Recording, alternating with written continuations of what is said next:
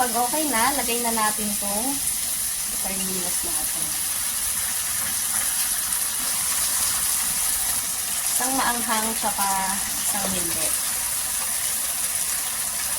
Masarap yung ganitong sardinas eh. Yung ganitong brand. Yan, lisa-lisahin lang natin. So, medyo durugin ko lang ng konti.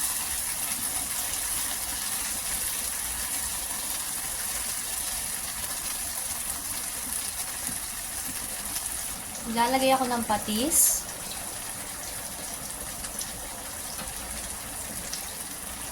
Paminta. Mas maraming paminta, masarap. Yan, lisa-lisahin lang.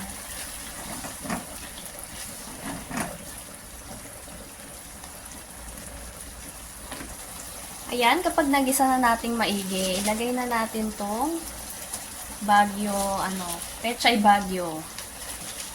Ayan.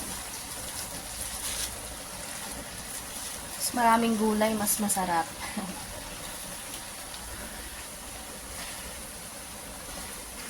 Maglalagay ako ng tubig.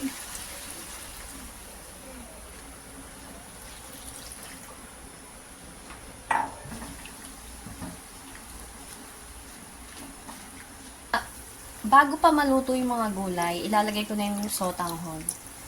Yan, binabad ko na to sa tubig.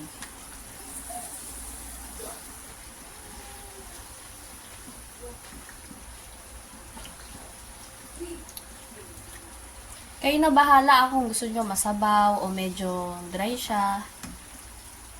Ayan, pero ako, maglalagay pa ako ng konti. Kasi hihigupin pa yan ng ng sotanghon yung sabaw niya. Maglalagay uli ako ng paminta.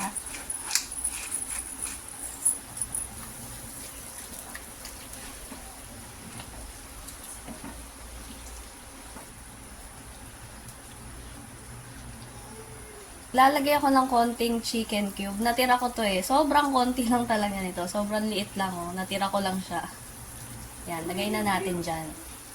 Para dagdag lasa.